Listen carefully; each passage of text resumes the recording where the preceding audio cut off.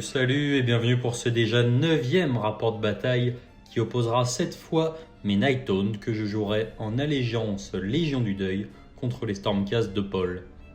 Donc ce rapport de bataille sera un petit peu particulier puisque nous jouerons cette fois avec les règles de Meeting Engagement que nous allons vous présenter par la suite avec un petit scénario maison qu'on aura l'occasion de vous présenter juste avant le début de la partie. Avant de passer tout de suite à la façon dont se déroule une partie de Meeting Engagement, je voulais encore une fois vous remercier puisque c'est absolument hallucinant, puisqu'au moment où je tourne cette vidéo, vous êtes déjà plus de 900 à suivre la chaîne. Donc ça fait super plaisir, je dois avouer que je ne m'attendais pas à un tel engouement et autant d'attentes. Donc voilà, merci beaucoup. On va essayer d'y répondre du mieux qu'on peut. Et on va pouvoir passer tout de suite à la présentation du petit scénario pour cette partie. Il existe un matériau si puissant qu'une fois traité, il s'avère capable d'abriter l'essence des morts pour l'éternité. On appelle ce matériau l'ombre vert. C'est en Shyish que cette matière est créée, à partir du sable sépulcral, celui-là même dont chaque grain est rattaché à une âme mortelle de l'un des 8 royaumes. À la suite du nécroséisme qui ravagea tous les royaumes, et en particulier celui de la mort, le dieu roi Sigmar s'intéressa de près aux propriétés de l'ombre vert. Il verrait peut-être dans cette matière une chance de salut pour ses Stormcast Eternals, profondément marqués par les effets néfastes de la métamorphose. De son côté, Nagash a longtemps étudié le potentiel ésotérique de l'ombre vert pour décupler sa puissance magique déjà phénoménale. S'appuyant sur la puissance des chambres sacro-saintes, Sigmar dépêcha des escadrons de ses guerriers d'élite pour apporter en Azyr des fragments d'ombre vert. Ces actions devaient immanquablement contrarier une nouvelle fois Nagash, qui considère que tout ce qui provient de Shyish est sa propriété. Et par-dessus tout, le dieu de la mort déteste les voleurs. Lorsque le grand nécromancien apprit qu'une quantité importante de cette précieuse matière avait été découverte par un host de Stormcast au cœur des montagnes de Shyish, il envoya sans tarder sa fidèle avant-garde spectrale pour récupérer ce qui doit lui revenir de droit. La force dépêchée sur place est commandée par Kurdos Valentine en personne et sait que leur maître compte sur eux. Le décevoir serait terrible. C'est donc avec une rage folle que les Nighthounds se jetteront sur les envahisseurs pour défendre la propriété de Nagash. Pour les Stormcast, rentrer en Azyr les mains vides reviendra à condamner un grand nombre de leurs frères d'armes au tourment toujours plus marquant de la métamorphose. Et ça, les guerriers de Sigmar ne peuvent l'accepter. Pour leur Lord Arcanum, l'objectif sera donc de collecter les fragments d'ombre vert repérés de l'autre côté du col, tout en défendant vaillamment le butin déjà amassé. On a choisi de vous présenter aujourd'hui un rapport de bataille au tout nouveau format proposé par le manuel du général 2019, Meeting Engagement. Il s'agit donc d'un format à 1000 points, qui présente des restrictions différentes en termes de sélection d'armées, mais surtout qui a la particularité de faire arriver sur la table nos armées en 3 vagues successives, respectivement début et fin du T1, puis fin du T2. Lors de la création d'armées, il s'agit donc de diviser nos forces selon différentes restrictions en 3 contingents, que nous appellerons fer de lance, corps principal et arrière-garde. En termes de changement, par rapport à une partie classique et par rapport à ce dont nous avons été habitués en 2018, voici les points les plus importants. On évoluera sur une table plus petite que le traditionnel 48 par 48 du 1000 points. On aura ici donc une table de 48 par 36 pouces. La table accueillera 4 décors qui seront placés à tour de rôle par les joueurs. A noter que les règles de paysage pour Meeting Engagement sont les mêmes que celles du livre de base et non pas celles du nouveau manuel du général. On évoluera obligatoirement dans un royaume avec les règles qui vont avec, et donc l'accès au sort du royaume en question. A noter également qu'une partie de Meeting Engagement dure 4 rounds et non pas 5. En termes de scénario maintenant. Chaque scénario proposé dans le manuel du général 2019 aura ses particularités en termes de conditions de victoire et également de déploiement. On retrouvera ainsi à chaque fois les bords du champ de bataille sur lesquels chaque contingent de chaque armée arrivera, et surtout dans quel ordre, car ce ne sera pas systématiquement l'ordre classique, fer de lance corps principal puis arrière-garde, cela pourrait varier d'un scénario à l'autre. Et également donc on retrouvera le positionnement des objectifs avec les conditions de victoire. A noter que les objectifs se contrôlent maintenant en fin de round et non pas en fin de chaque tour. C'est donc à la fin de chaque round que les joueurs compteront leurs figurines autour des objectifs et marqueront des points de victoire en conséquent. Autre nouveauté en termes de conditions de victoire, les kill points.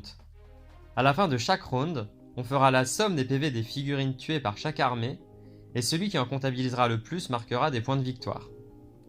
Concernant les quelques autres points de règles mineures qui changent par rapport au format classique, nous y reviendrons au cours de la partie.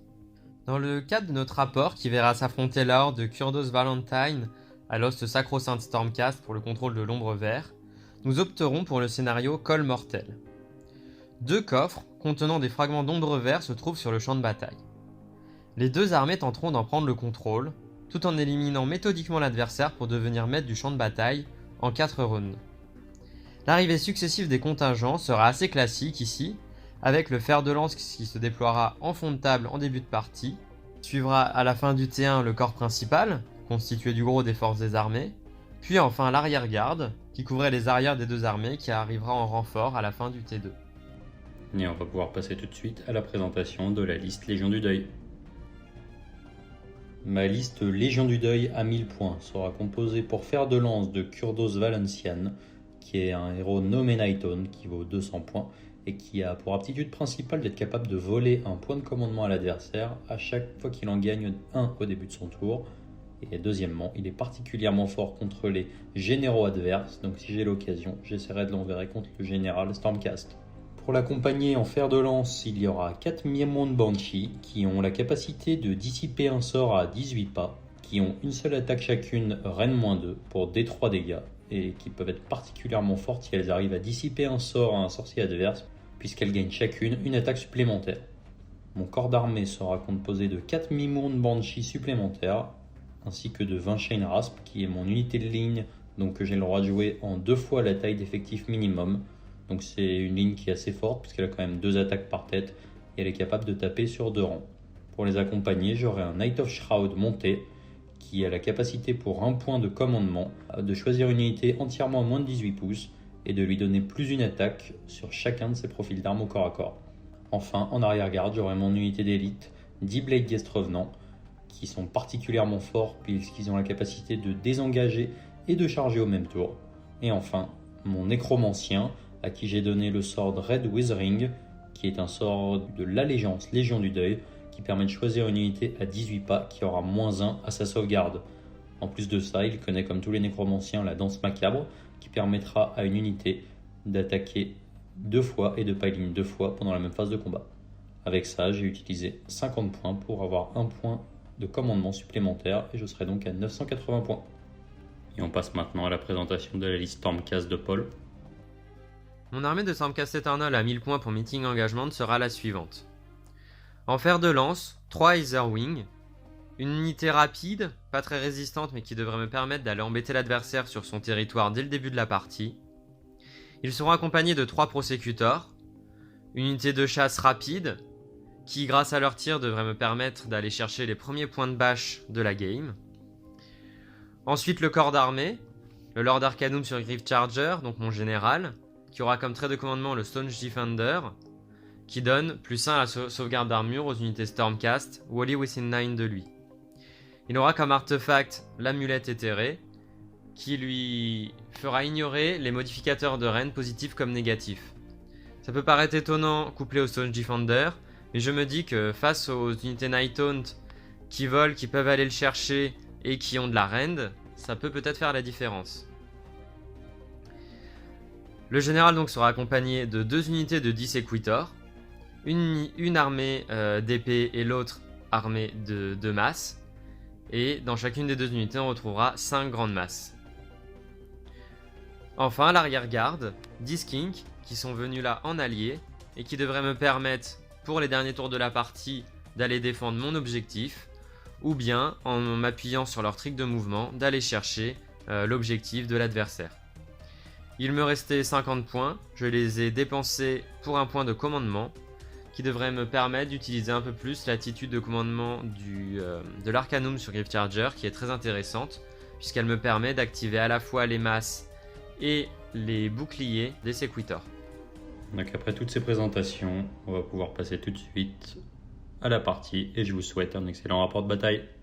Pour cette partie qui verra donc s'affronter la horde de Kurdos Valentine à l'host Sacro-Sainte des Stormcast, on a opté pour le scénario Col Mortel.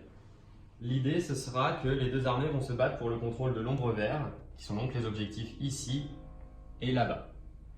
Les deux armées vont donc tenter d'en prendre le contrôle, tout en éliminant l'adversaire pour marquer des points et devenir maître du champ de bataille. On aura 4 tours pour se départager. L'arrivée des contingents successifs se fera de la façon suivante.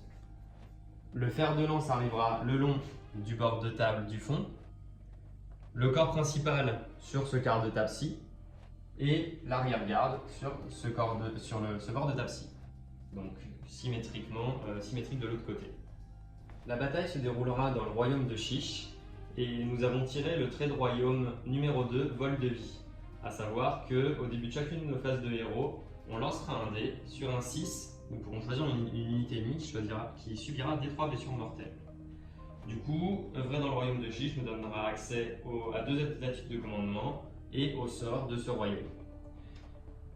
En début de partie Meeting Engagement, les 2 joueurs doivent donc placer les éléments de décor.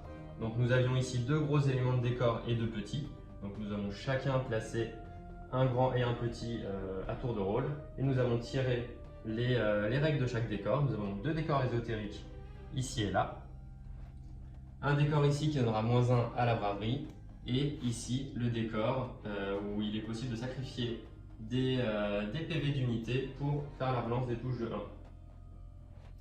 Pour terminer, avant le déploiement, Sam a donc placé ses fosses communes qui seront les 4 petits marqueurs blancs. Suite au déploiement, c'est les Stormcast qui ont pu se déployer en premier. Du coup, les Aether Wings ont été placés en fond de table normalement. J'ai placé ensuite mon Kurdos. Les Prosecutors ont été mis en frappe en profondeur. Et j'ai mis mes 4 Myrmidons Banshee proches du Kurdos, ne sachant pas si j'allais avoir le T1 ou pas, pour éviter qu'il se fasse trop allumer. Voilà, donc on va pouvoir tout de suite passer à la phase de mouvement et à la phase de héros. On se retrouve donc pour le premier tour côté Légion du Deuil. Donc pour ma phase de héros, déjà je marque un 2e point. J'ai donc 2 points de commandement, puisque j'ai pris un point de commandement à 50 points en début de partie. Pour le triomphe, puisque je suis à 980 points et que mon adversaire est à 1000, j'ai fait 6, donc j'aurai le droit une fois dans la partie de relancer les saves d'une unité. Pour ma phase de héros, j'ai quand même la règle de royaume. Donc sur un 6, il va prendre D3 BM. Non, ça passe pas. Et ensuite, j'ai fait ma phase de mouvement. Donc mon Kurdos et mes Banshees ont fait respectivement des courses à 3 et je ne sais plus combien, qui leur ont tous les deux permis de se déplacer de 11. Et à la fin de mon tour, à la fin de ma phase de mouvement, j'ai 7 unités, donc les Banshees et le Knight of Shroud qui ont pu se déployer en bord de table, et j'ai décidé de mettre mes 20 Chain Rasp en fosse commune. Voilà, c'est donc la fin du premier tour côté Légion du Deuil. On se retrouve donc pour le premier tour côté Stormcast, et que se passe-t-il au début du tour? Je récupère un point de commandement. Un point de commandement que je vais tenter de voler puisque j'ai Kurdos sur la table. Sur un 5+, c'est un 6. Et j'ai encore gagné un point de co, ce qui me fait donc 3 points de commandement et aucun pour mon adversaire. De mon côté, je vais essayer de faire le fameux vol de vie, trait de royaume, sur un 6. Non. Et donc, je vais pouvoir passer à ma phase de mouvement. Alors, phase de mouvement Stormcast. Les Azerwing, avec une belle course à 5, donc ont pu venir se glisser jusque-là pour prendre le contrôle de l'objet et potentiellement empêcher que cette fosse commune soit utilisée en déployant des unités vers mon objectif. Ensuite, fin de la phase de mouvement, les Prosecutors sont tombés du ciel et se sont placés à 18 pouces de ces figurines-là, et également de telle sorte à bloquer la fosse commune qui est ici. Ça va donc être maintenant la phase de tir, avec les Prosecutors qui vont tirer à 18 pouces sur les Banshees là. J'ai un trident sur le chef, 2 javelots sur les 2 autres Prosecutors. Puisque je suis à plus de 9 pouces, les javelots seront en damage 2, ce qui me fait donc 2 attaques de chef, 2 attaques de javelot. Pour du 3+. 3+ pour blesser également. Et ce sera 2 saves. Donc dans les Banshees, j'ai donc les Banshees. 2 sauvegardes à 4. Non. Et donc ça fait 4 PV pour les Banshees. 4 PV, et donc comme je suis à 6 pouces de mon cœur d'os, j'ai donc 4 Feel No Pain à 6. Ah, ça fait déjà 3 morts dans les Banshees. Phase de déroute de la fin du tour Stormcast. Donc les Banshees avec leur commandement de 10 n'ont pas de test à faire. De mon côté, j'ai donc fait arriver mon corps principal, à savoir l'Arcanum ici, et 2 unités de Sequitor qui vont être dans le ciel. Et donc on va, fin du round, décompte des points. Les 2 joueurs contrôlent chacun un objectif, sans grande surprise, donc 1 point de victoire chacun. Le joueur Stormcast a donc 2 points supplémentaires pour la bâche, puisque 3 Banshees sont mortes, et que de l'autre côté, Pas de celle-ci. pas de casse. Voilà, ce qui nous fait donc un score de 3 à 1 à la fin du premier tour. On se retrouve donc pour le jet d'initiative du tour 2. C'est parti. C'est un 3 contre un 2 que qu'ont les Stormcast. Je vais prendre le tour. On se retrouve pour le deuxième tour côté Stormcast. On se retrouve donc pour le deuxième tour côté Stormcast. Et qu'est-ce qui se passe encore au deuxième tour? Je gagne un point de commandement. Et donc on va voir si on le vole aussi. Ouf, on le vole pas. Je le garde. Ça fait donc premier point de co côté Stormcast. Le deuxième, car j'en avais un avec ma 10 d'armes. Sinon, de mon côté, je vais de nouveau essayer d'infliger des 3 blessures mortelles à une unité ennemie. Merci chiche. Non, pas cette fois. Mon Lord Arcanum va tenter de lancer un sort. Ce sera un bouclier mystique qu'il est en train de lancer sur les prosécuteurs, qui sont tout juste à 18. Ça passe. Est-ce que tu tentes une dissipe, Sam? Je ne peux pas dissiper puisque pour les Banshees, la dissipation est à 18 pas. Ok, donc les prosécuteurs ont un bouclier mystique. On se retrouve donc suite à la fin de la phase de mouvement côté Stormcast. Tu peux nous expliquer un peu ce que tu as fait? Alors, les Azerwing ont forcé une course à 6 pour un point de co, puisqu'ils étaient à 12 pouces du général ici. Donc un point de commandement en moins. Ce qui leur permet d'aller embêter Sam pour la prise et le contrôle de l'objectif là-bas. Les prosécuteurs sont déplacés de leur mouvement de 12 par ici. Et pour terminer, le dernier mouvement, ça va être celui du Lord Arcanum, qui va chevaucher les vents éthériques. Donc c'est une de ses règles de son War Scroll. Chevaucher les vents éthériques, ça signifie que grâce à son Griff Charger, il va se déplacer de 6d6, plus 1 grâce au trait de monture que je lui ai mis, donc ça va être 7d6. Ouh là là. Donc il va pouvoir faire un move de 12, 16, 17, 19, 28. Voilà, donc il peut se déplacer d'environ 3 tables. C'est parti. On se retrouve donc suite au mouvement du général qui s'est placé en plein milieu de table histoire de narguer Kurdos. Peut-être qu'il a un compte à résoudre. Du coup, que se passe-t-il maintenant? À la phase de tir, on a les prosécuteurs qui vont de nouveau se déchaîner. Ils ne vont pas embêter la Banshee cette fois, mais directement Kurdos, qui ne pourra pas bénéficier de l'attention Messire. Donc voilà, de nouveau 4 tirs, exactement comme tout à l'heure. C'est donc parti pour la phase de tir. Donc les 2 attaques de trident, les 2 attaques de javelot, tout ça à 2 damage, car les javelots donc, sont à plus de 9 de la cible. Ça va toucher à 3. Une qui loupe, blessé également à 3. 2 qui passent, donc Sam de nouveau 2 saves. J'ai donc une save naturelle à 4 avec Kurdos. Je te fais tirer, j'ai donc 2 sauvegardes à 4. C'est pas top. J'ai loupé mes 2 sauvegardes, donc je vais utiliser mon triomphe qui va me permettre de relancer mes sauvegardes parce que j'ai pas envie que mon Kurdos se fasse sécher tour 2 quand même, ça serait dramatique. Donc on relance, j'ai 2 save à 4. Aïe aïe aïe, c'est pas top du tout. Et on fait les 4 Feel No Pain à 6. Et ben il se prend quand même ces 4 dégâts. Et donc c'est la fin de la phase de tir. Tout à fait. Suite à la phase de tir, les prosécuteurs ont décidé de charger la Banshee en restant à plus de 3 pouces du Kurdos pour ne pas l'engager. Du coup c'est parti pour la scène. 3 Stormcast, 1 Banshee. Avec leur portée de 2, les 3 vont pouvoir taper. Le dé sombre, ce sera le trident. Et les dés clairs, ce sera les javelots. C'est parti pour du 4+. 2 qui passent, le trident rate. 4+ pour blesser également. Rien du tout. C'est parti pour la riposte de la Banshee. Elle a donc une seule attaque qui va toucher à 4. Et oui, blessé à 3. Et ben non, rien du tout sur les Stormcast pour ce tour-ci. C'est donc la fin de la phase de combat. C'est la fin de la phase de combat et la fin du tour de Stormcast. Pour la fin du deuxième tour côté Stormcast, il n'y a pas de déroute, mais on avait oublié à la fin de la phase de mouvement de déployer tous les séquitors, c'est ça? C'est ça. Il y en a combien du coup? On a 2 fois 10 qui sont venus se placer autour du Lord Arcanum. Voilà, donc ça aurait dû être fait à la fin de la phase de mouvement. De toute façon, ils n'avaient pas pour but de charger, mais juste de protéger l'Arcanum. Donc ça ne changera rien. Et à la fin de ton tour, tu as ton troisième déploiement. Voilà, mon arrière-garde est arrivé, à savoir les 10 petits skinks qui se promenaient par ici et qui sont venus en aide au Stormcast. Voilà, donc les points d'alliés pour les Stormcast. Et donc c'est officiellement la fin du deuxième tour Stormcast. On va pouvoir passer au tour Légion du Deuil. Début du deuxième tour côté Légion du Deuil.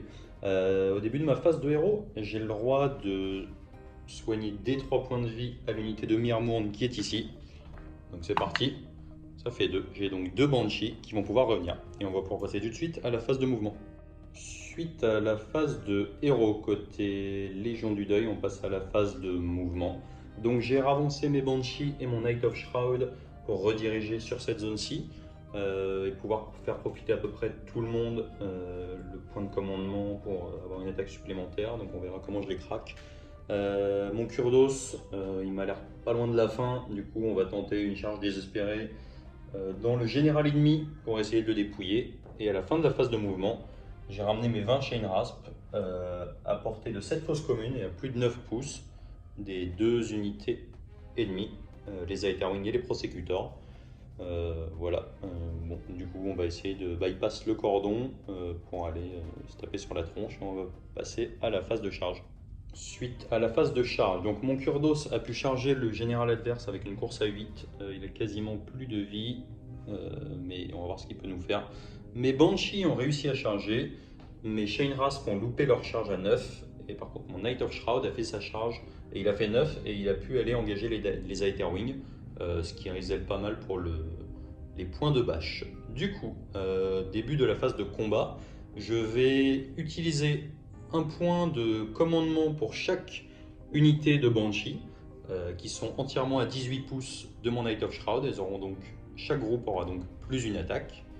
Après réflexion, je vais utiliser un 3e point de commandement que Kurdos a gentiment volé sur le Knight of Shroud lui-même et il aura donc plus une attaque sur ses profils d'armes. On va passer du coup à la première activation côté Légion du Deuil.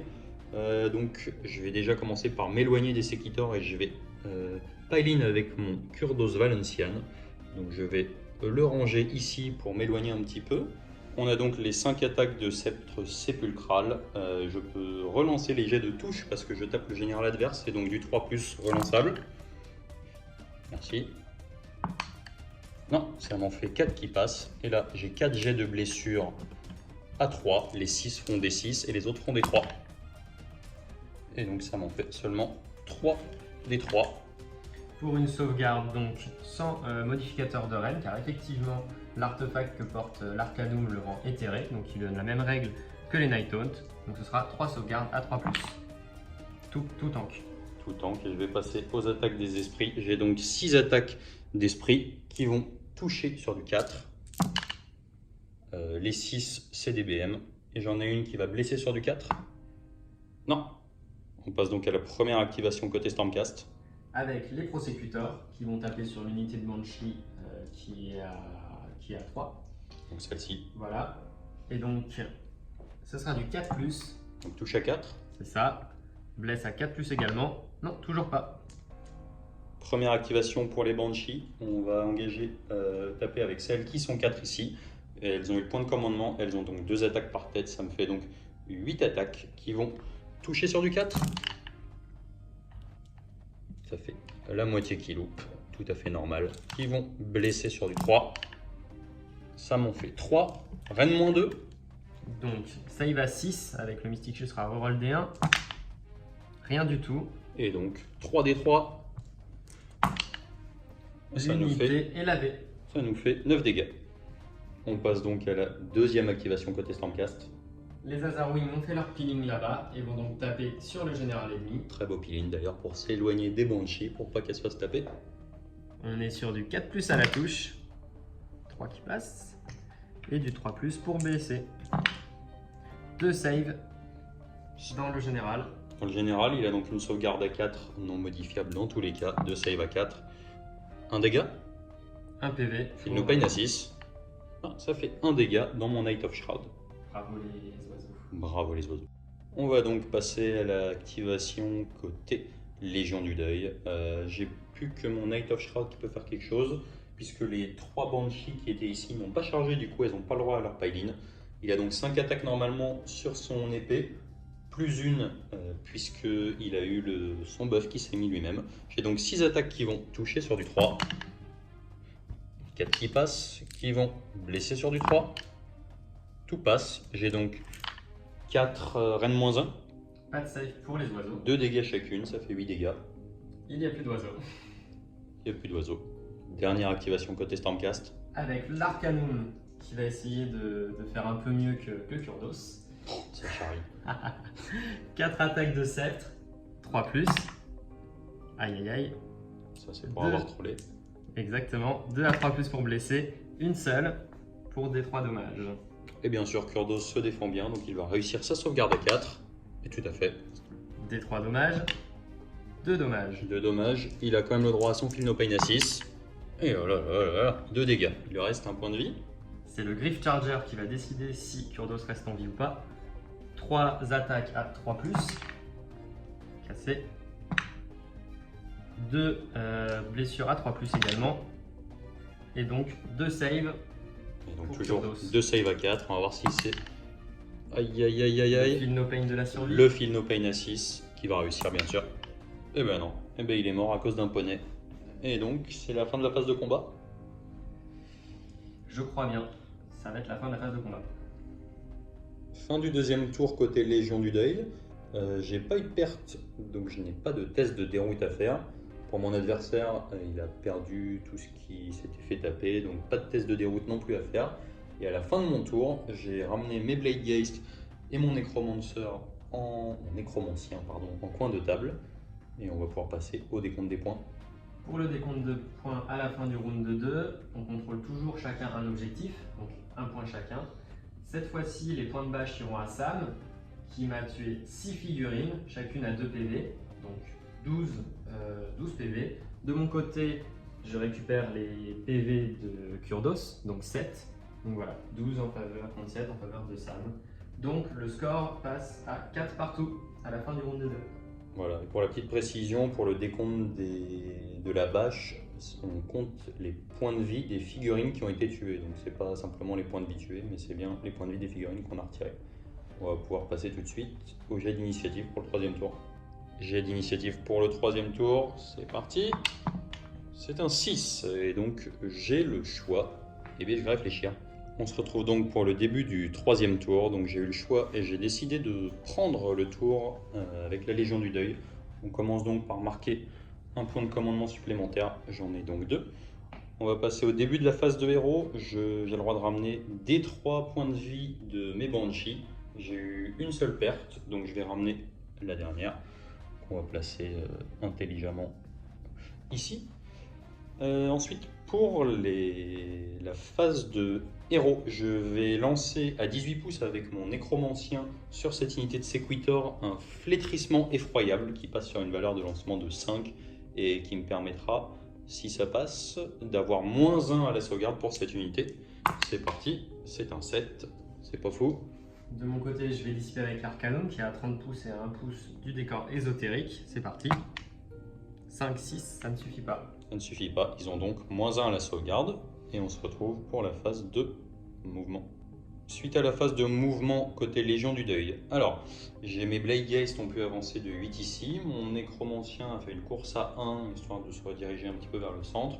J'ai préparé mes Banshees pour une éventuelle charge, donc selon la valeur de la charge, on verra si ça sera plutôt sur les Sequitors qui sont devant ou sur Lord Arcanum, éventuellement qui me permettrait d'aller ninja l'objectif qui est là-bas. Mon Night of Shroud a suivi tout ce beau monde histoire de faire profiter de son aptitude de commandement. Et mes Chain Rasp se sont placés sur l'objectif puisque j'avais trop peur de me faire avoir par un quelconque trick des skinks au cas où je perdais le tour au prochain tour. Et voilà, du coup on va pouvoir passer à la phase de charge côté Légion du Deuil. suite à la phase de charge. Donc mes Banshees ont fait une charge à 7, ce qui était tout juste bon pour engager les Sequitors qui sont ici. Mes Banshees qui étaient devant étaient à 3 pouces des Sequitors, ont fait une charge à 2. J'ai donc payé un point de commandement pour pouvoir les faire relancer. Elles ont miraculeusement réussi à faire plus de 3, donc c'est bon. Ces Banshees là, on ne les a pas fait charger, mais Shinras reste derrière. Mon Knight of Shroud a fait une charge à 11. Malheureusement, ça ne suffisait pas pour bidouiller ici. Il aurait peut-être fallu 12 pour me mettre ici et récupérer l'objectif au cas où. Et du coup, pour la première activation, j'ai décidé d'activer mes Blade Geist. Donc j'ai fait pile-in de l'autre côté, je garde la cohésion à un pouce qui est ici. Et donc je vais pouvoir en faire taper 8. Ils ont chargé, donc ils ont 3 attaques chacun. On va pouvoir passer aux attaques. Dernière chose, j'ai lâché un point de commandement avec mon Knight of Shroud sur les Banshees pour qu'elles aient toutes plus une attaque. Du coup, j'ai 24 attaques de Blade Geist dans les Sequitors qui sont ici. Donc 24 qui touchent sur du 3. Il y a eu 7 loupés. On a donc 17 blessures qui vont blesser sur du 3. On va compter ça. On a donc 13 touches qui sont passées. Donc Reine -1 naturellement des Blade Geist. Encore -1 avec le sort. Et moi de mon côté, une save à 4+, +1 grâce au Stone Defender. Donc ce sera là du 5+, relançable. C'est parti. Hop, j'en save 3, 4. Relançable. Hop. Qu'est-ce qu'ils vont faire? Est-ce qu'ils vont survivre? Hop, un cassé. 4 de mieux de sauver, donc 5 PV. Ça fait donc 2 morts ennemis. seulement 2 morts ennemis dans les Sequitors. On passe donc à la première activation côté Stormcast. Riposte des Sequitors, on va mettre tout ce qu'on peut dans l'unité de Banshee ici, et le chef et la masse à côté dans, les Geist. Dans les Blade Geist.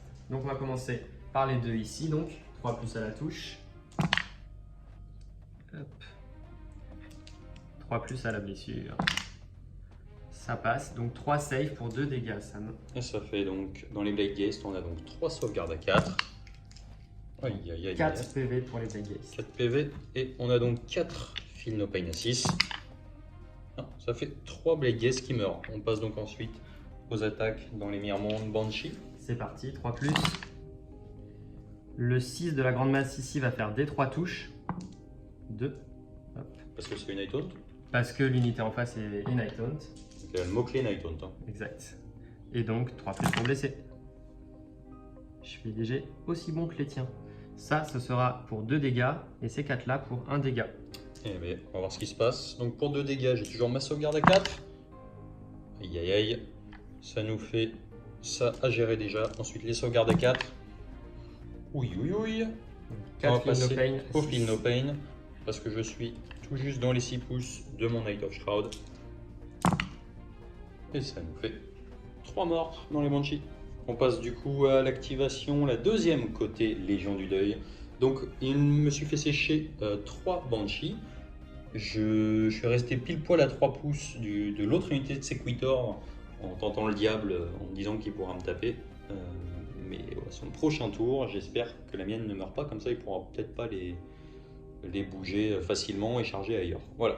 Du coup, j'ai lâché mon point de co tout à l'heure sur cette unité. Donc on passe à 2 attaques. 2 attaques qui vont toucher sur du 4. Une seule, blessée sur du 3. Oui, Reine -2 et du coup -3 à la save. Donc ce sera une sauvegarde à 6 reroll. Deuxième chance. Oui. Trop fort. Et c'est tout pour l'activation. La deuxième activation, côté Légion du Deuil. Les Templiers vont rentrer dans la bataille avec ce petit Stormcast qui va taper la Banshee. Cette unité-là a activé ses armes, ce sera donc la reroll des touches. On est parti, 3+ reroll. Reroll. Voilà. 3+ pour blesser. Les deux passent. 2 save à 4 pour notre ami la Banshee. Le save à 4. Et ben non. Et elle est plus à portée du Knight of Shroud et elle est mourue. Au revoir Banshee. Et on va pouvoir passer à la dernière activation côté Légion du Deuil. Je vais activer mon Knight of Shroud. On aime bien les choses bien faites, donc il va regarder sur qui il tape. Il a donc lui 5 attaques qui vont blesser... Excusez-moi, je me suis toujours emballé. Il a donc 4 attaques qui vont toucher sur du 3. C'est pas mal. Et il en a autant qui vont blesser sur du 3. C'est moins bien. Il en a 2. Reine -1 et encore -1, c'est à 5 du coup. C'est de nouveau à 5. 5 rerolls pour les Stormcast. Non, reroll. Toujours pas. Ça fait 4 dégâts et on va ensuite passer à la deuxième arme. Donc c'est l'attaque du poney. J'ai donc 2 attaques qui vont toucher sur du 4. Oui, blessé sur du 5. Oui, une, sans rend. Donc à 4+, reroll. Voilà. Non. Pour un dégât, ce qui nous fait donc en tout 5 dégâts. Suite à l'activation du Knight of Shroud, on a fini la phase de combat, il me semble. Alors, pour le retrait des pertes, côté Stormcast, il fallait que je retire 3 figurines. Donc j'en ai retiré 2. Et plutôt que de retirer la troisième, en fait, j'ai utilisé son attitude qui permet de relever une figurine avec un PV par tour. Lorsque donc, une figurine meurt. Je peux le faire une fois par tour. Voilà, on passe donc à la phase de déroute. Sam, combien de malus tu me mets à la braverie sur mes séquiteurs? Voilà, il fait le fier parce qu'il sait qu'il va claquer son point de co, évidemment. Et donc moi, comment ça se passe? Donc déjà, on est proche des unités de la Légion du Deuil. On a donc naturellement -1 à la bravoure. Et en plus de ça, mon général il porte rien du tout. Il a le trait de commandement qui fait qu'il y a 12 pas autour de lui. Les unités ont -2 de bravoure. On est donc sur du -3 sur les séquiteurs qui se sont fait taper ici. Et qui avait déjà 4 pertes. Donc, Et normalement, une bravoure à combien? À 7. Donc ça aurait fait une bravoure à 4. 4 Voilà. pertes, et donc on aurait eu des 6 figurines. Malheureusement, mon adversaire du jour est assez lâche, et donc il va lâcher son point de co. Non, assez malin, Pardon. nous dirons. Pardon, je me suis Et trompé de donc, mot. J'utilise un point de co. Et donc, c'est la fin du tour. On va pouvoir passer au troisième tour Stormcast, il me semble. C'est ça. On se retrouve pour le troisième tour côté Stormcast. Alors, la phase de héros commence par le gain d'un point de commandement, que Sam ne pourra pas me voler cette fois. Ensuite, l'Arcanum va tenter de lancer un sort malgré la proximité des Banshees. Et ce sera un trait mystique qui va lancer sur elle. C'est parti. On est donc un trait mystique qui passe à 6+1 grâce au décor, donc 7. Voilà, et donc j'ai +1 au Dispel, et donc sur un 7. Alors sur un 7, le Dispel des Banshees c'est particulier, c'est à 18 pouces. J'ai +1 par pack de 4, donc là je suis à +1. Et si j'arrive à Dispel, j'aurai plus une attaque par tête de pipe, et donc c'est du 7, et donc je dois faire un petit 7. Et non, je suis nul, et j'y arrive pas. Et c'est donc des 3 blessures mortelles grâce à l'attitude de l'Arcanum. Des 3. Et oui, donc 3 Banshees qui vont mourir. Est-ce que ta phase de héros est terminée? Ma phase de héros est terminée. Et on se retrouve donc à la phase de mouvement. On se retrouve donc suite à la phase de mouvement côté Stormcast. Alors, les Stormcast ont fait ce qu'ils savaient faire de mieux, à savoir la tortue. En fait, ce qui s'est passé, c'est que, étant donné les pertes que mon Arcanum a fait sur les Banshees, pour ce tour 3, je suis devant la vache. Et 8 à 6, c'est ça? Ça donnerait du 7 à 5. À la bâche, d'accord. Ouais, 7 à 5 avec les objets qu'on a toujours chacun de notre. Ce qui se passe, c'est que si j'avais chargé, j'aurais pu te faire mal, mais l'ennui, c'est que si toi, en retour, tu me dépouillais, je risquais de perdre les points de bâche de ce tour-là. Donc c'est assez intéressant à Meeting Engagement de voir qu'il faut vraiment raisonner en termes de round et pas en termes de tour comme on a l'habitude de faire. Ce qui n'est pas évident en fait aux premiers abords. Voilà, donc du coup les Stormcast sont venus se replier sur leur objet et tout va se jouer donc maintenant au tour 4. Et donc, Le score à la fin du tour 3 est donc, comme on l'a dit, de 7 à 5. et on se retrouve tout de suite pour le jet d'initiative. On se retrouve donc pour le jet d'initiative du tour 4. Allons-y. Ouh, je suis fort. Il est meilleur que moi. Et il est un peu moins fort. Du coup, encore une fois, je vais réfléchir. On se retrouve pour le tour 4. J'ai décidé en Légion du Deuil de prendre le tour pour tenter le baroud d'honneur. Avec les Blade Guest, on va essayer de les charger au maximum aux hormones et on va voir s'ils peuvent nettoyer un petit peu là-bas. Du coup, qu'est-ce qu'on va faire? Déjà, on va commencer par en soigner des 3 parce qu'ils sont près de la fosse. On commence tout de suite. 2, c'est pas mal. Et ensuite, je vais tenter de lancer un sort avec mon nécromancien qui est à portée du Grave Charger. On va lancer la danse macabre sur les Blade Guest qui sont ici. Valeur de lancement de 6. Allez, allez, allez. C'est un 9, c'est pas trop mal. Le Grave Charger qui va tenter la dissipe. Non, non, non, 7. 8. Et donc, danse macabre sur les Blade Guest. et on va pouvoir finir cette phase de héros. Alors, suite à la phase de mouvement, on va tenter le all-in avec les Blade Guests qui sont ici. Le Knight of Shroud est passé de l'autre côté avec ses 12 de move, les Blade Guests se sont mis contact, le Necro a redirigé sur l'objectif, les Chainras vont avancer, parce que de toute façon je me ferai plus piquer celui du fond. Et maintenant il va falloir voir ce qu'on fait, la Mirmande Banshee s'est un peu avancée et on va pouvoir passer tout de suite à la phase de charge. Pour la phase de charge, alors mes Blade Guests sont venus engager contact, la Banshee pareil s'est mise ici, le Knight of Shroud a réussi sa charge à 3, fantastique. Les Chainras ont loupé leur charge et je n'avais plus qu'un point de commandement et j'ai voulu le garder puisqu'on passe maintenant tout de suite au début de la phase de combat et c'est le point de commandement que j'ai utilisé avec mon Knight of Shroud sur les Blade Guests.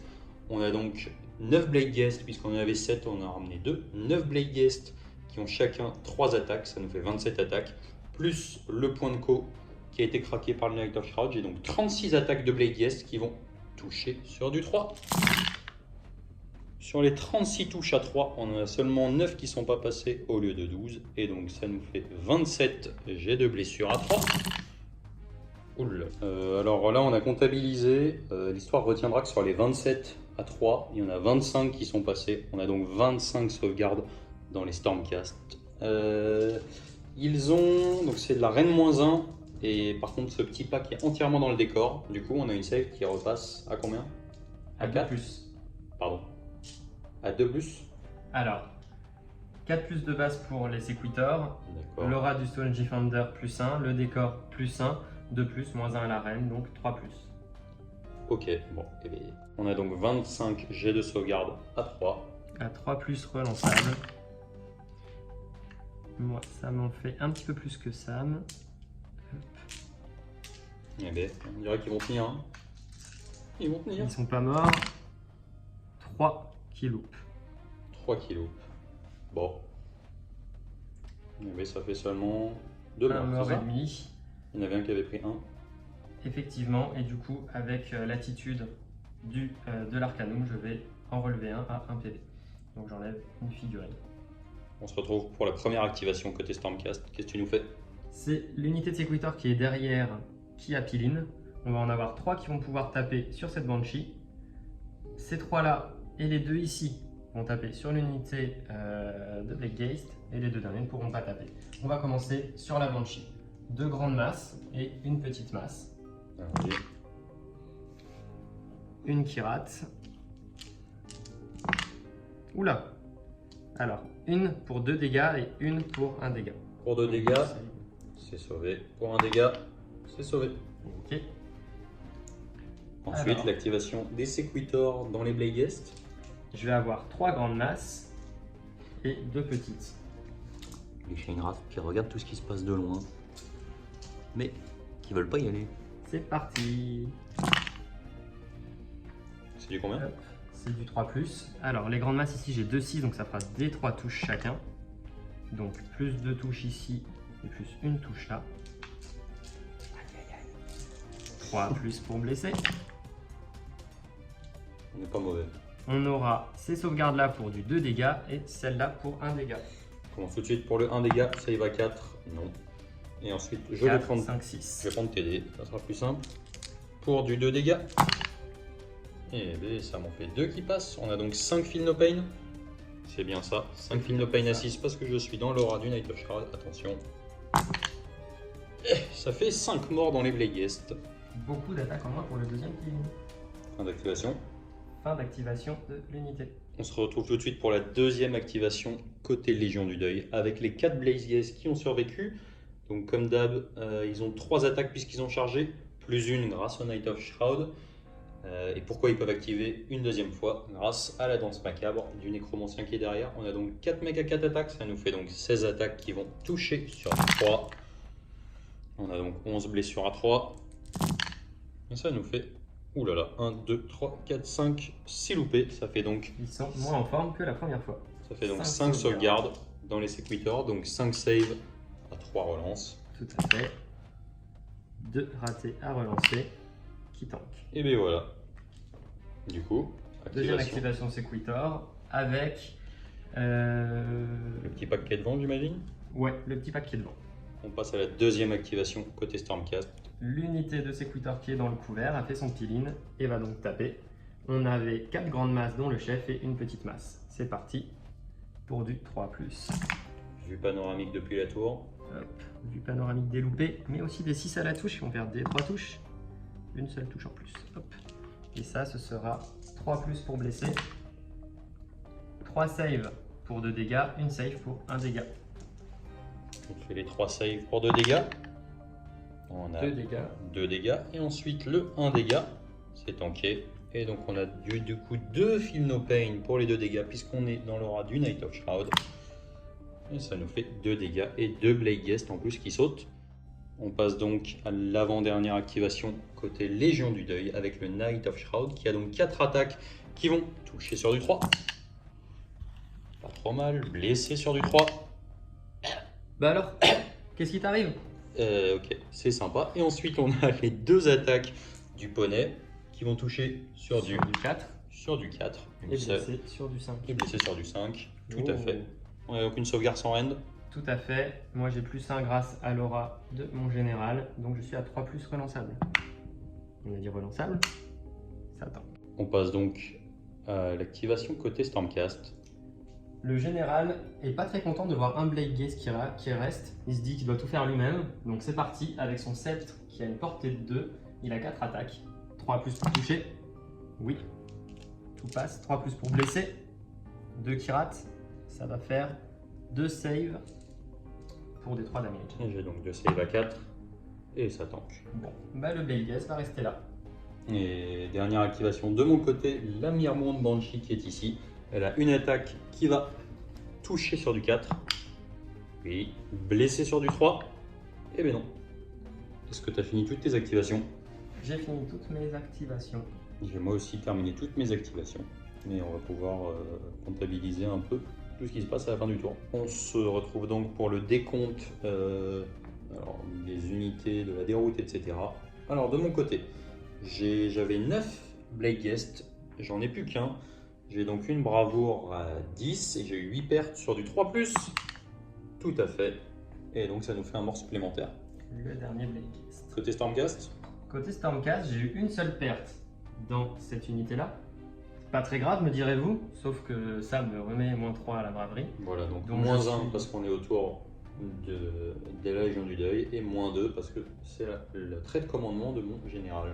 Donc je suis en train d'apprendre qu'il vaut mieux avoir une pelle de points de commandement quand on joue contre la Légion du Deuil. Et du coup, je vais cramer mon dernier point de commandement en stock pour ne pas avoir de tête à faire. Voilà, mais c'est là où est tout l'intérêt du cure dose d'ailleurs. Ouais, c'est tout à fait. qu'à 1000 points, on n'a pas forcément l'occasion. Bref, on en reparlera plus tard.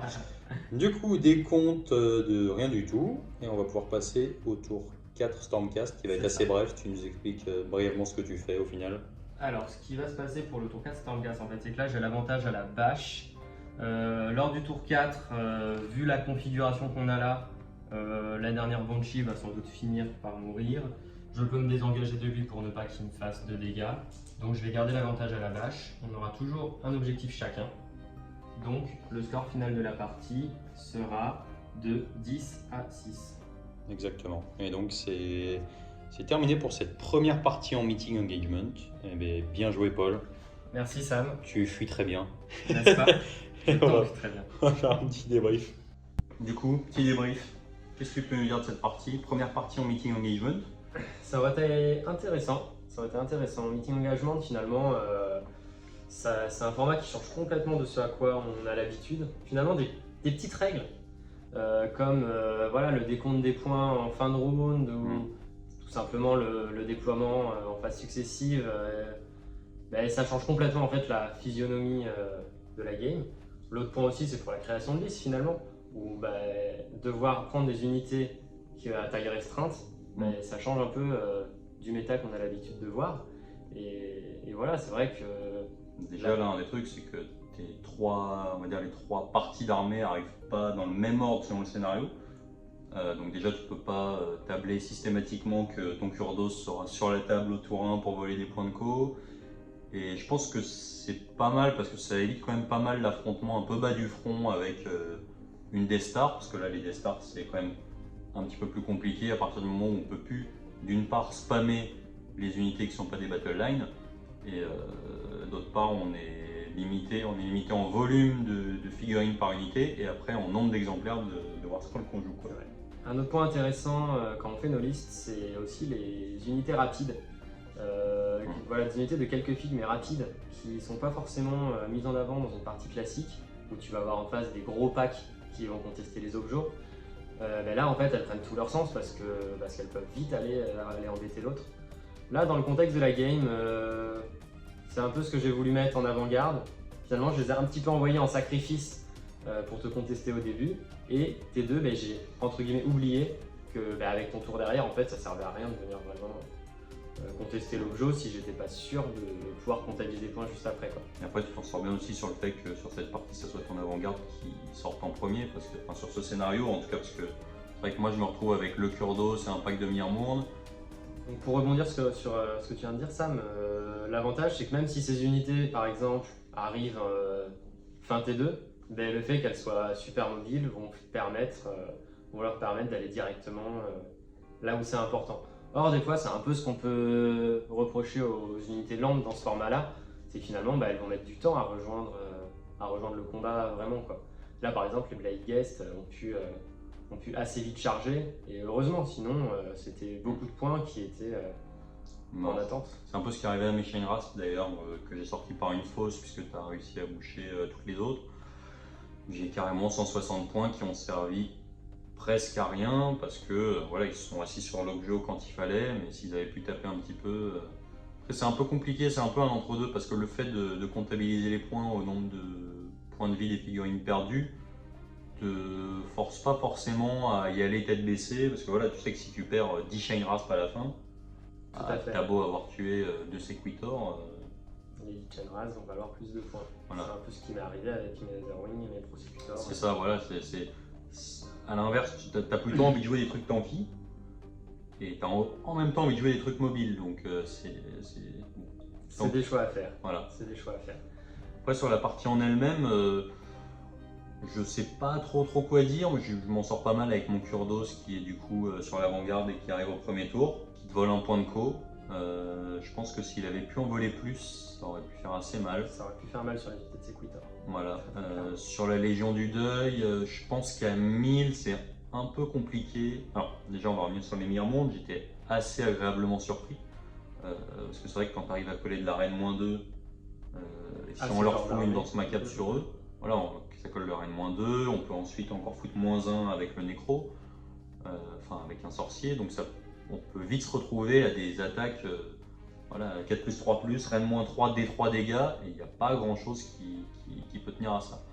À l'inverse, quand tu tapes les Night Haunt et que tu sais qu'une attaque sur 2 sera systématiquement, on va dire, sauvegardée, sauf si on n'a pas de chance, comme toi au début de la partie, c'est pas évident. C'est pas évident de se dire je vais arriver à rincer ce pack, en sachant qu'il y a une attaque sur 2 qui, surtout quand, voilà, avec des unités pas très populeuses, saturées, c'est pas évident, quoi.